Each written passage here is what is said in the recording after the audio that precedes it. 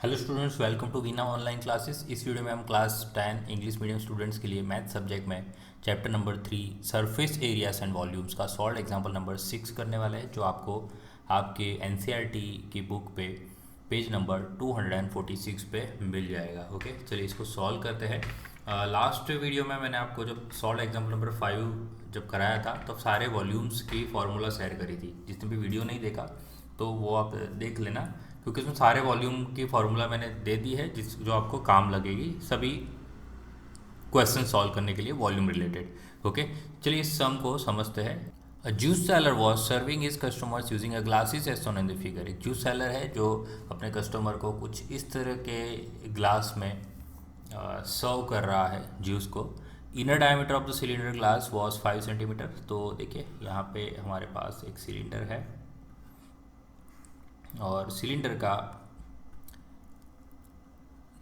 का inner diameter, so inner diameter is 5 centimetre, but the bottom of the glass had hemispherical raise. तो इसके जो bottom है इसके अंदर क्या हुआ है, एक ऐसा हेमिस्फेरिकल टाइप कुछ रेस पोर्शन है जो ग्लास की कैपेसिटी को कम कर देता है। ठीक है, ग्लास की कैपेसिटी को ये पोर्शन कम कर देता है। So height of a glass was 10 centimetre. 10 centimetre का हाइट है ग्लास का। So find apparent capacity of the glass and its actual capacity. Apparent capacity ये समझते हो, ये जो बाहर से दिखता है, बाहर से हमें कैसे दिखेगा कि भाई वो पूरा सिलेंडर है। ओके, सो हमें लगेगा कि हमें पूरा ग्लास भर के दिया हुआ है जूस को, बट ये उसका एपरेंट कैपेसिटी यानी जो लग रहा है, जो दिख रहा है वैसा। बट एक्चुअल कैपेसिटी कैसा है, क्योंकि एक्चुअली जब अब अंदर जूस जाएगा तो यहाँ से फिलअप होना चालू होगा, यहाँ से फिलअप होगा, इतना भरेगा, तो ये पोर्शन में तो जूस मिलने वाला है नहीं, तो ये उसका एक्चुअल कैपेसिटी होगा। ठीक है, तो दोनों कैपेसिटी फाइंड करना है, यानी दोनों वॉल्यूम हमें फाइंड करना है। तो एपरेंट कैपेसिटी कौन सा होगा, पूरा सिलेंडर का वॉल्यूम, वो उसका एपरेंट कैपेसिटी होगा। और एक्चुअल कैपेसिटी क्या होगा, तो सिलेंडर के वॉल्यूम में से हम क्या करने वाले हैं, ये स्फेयर का जो हेमिस्फीयर का जो वॉल्यूम है वो माइनस कर देने वाले हैं। ओके, सो यहाँ पे दो शेप कंबाइन है, एक है सिलेंडर और एक है हेमिस्फीयर। तो हेमिस्फीयर का भी डायामीटर 5 सेंटीमीटर ही होगा। सो चलिए दो शेप है, मैं दोनों शेप के बारे में लिख देता हूँ पहले। तो सिलिंड्रिकल पोर्शन, अब सिलिंड्रिकल पोर्शन में हमें क्या चाहिए, पाई आर स्क्वायर एच, तो एक रेडियस चाहिए। तो रेडियस कितनी हो जाएगी, रेडियस 5 की हाफ हो जाएगी, क्योंकि डायामीटर है। तो रेडियस हो गया 5 का आता, और एच हाइट सिलेंडर की दी हुई है 10 सेंटीमीटर। और इसी तरह जब मैं बात करूँगा हेमिस्फेरिकल पोर्शन की, सारे डायमेंशन सम्स के पहले ही लिख देने हैं हेमिस्फेरिकल पोर्शन, ताकि जब सम सॉल्व करो तब आपको सब काम लगे। तो देखिए हेमिस्फेरिकल में हमें सिर्फ रेडियस चाहिए, तो रेडियस कितनी हो जाएगी भाई, 5/2 सेंटीमीटर ही होगी, क्योंकि उसका डायमीटर भी सिलेंडर के डायमीटर से मैच कर रहा है। सो चलिए अब बात करते हैं हम दोनों कैपेसिटी। तो सबसे पहले हम बात करने वाले हैं apparent capacity of glass.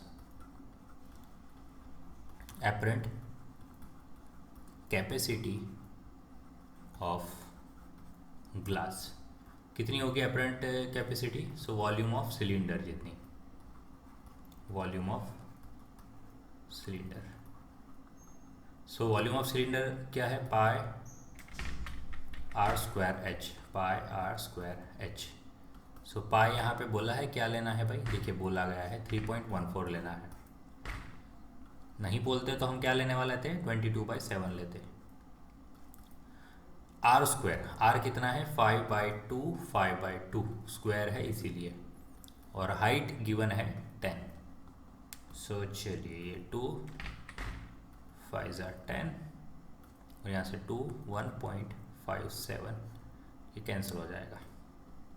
So 5 5 25, 25 5 125, so 125 into 1.57, so 157 into 125, 0 0 7 5 1 0, 2 7 ज़ा 14, 5 2 ज़ा 10 11, 2 1 ज़ा 2 and 3, 5 7 ज़ा 35, 5 5 ज़ा 25, 28 का 2, 5 1 ज़ा 5 6 7, so 5 2 1 7 7 14 15 16 196.25 और 2 डेसिमल है तो वो लगा देते हैं 2 डेसिमल। सो इतना सेंटीमीटर क्यूब ये आया है सिलेंडर का ग्लास का एपरेंट वॉल्यूम, यानी इतना हमें लगता है कि ये हमें इतना वॉल्यूम जूस पी रहे हैं। बट एक्चुअल कैपेसिटी कैसे होगा, हेमिस्फेरिकल का वॉल्यूम को माइनस करके। तो हम यहाँ पे क्या कर लें, साइड पे पहले हेमिस्फेरिकल का वॉल्यूम निकाल देते हैं। ओके, तो यहाँ से अलग निकाल लेते हैं हम volume of hemispherical portion, hemispherical portion. So कितना होता है हेमिस्फीयर का volume, 2/3 pi r cube. So 2/3 pi is 3.14 r cube, यानी 5/2 5/2 5/2 3 बार।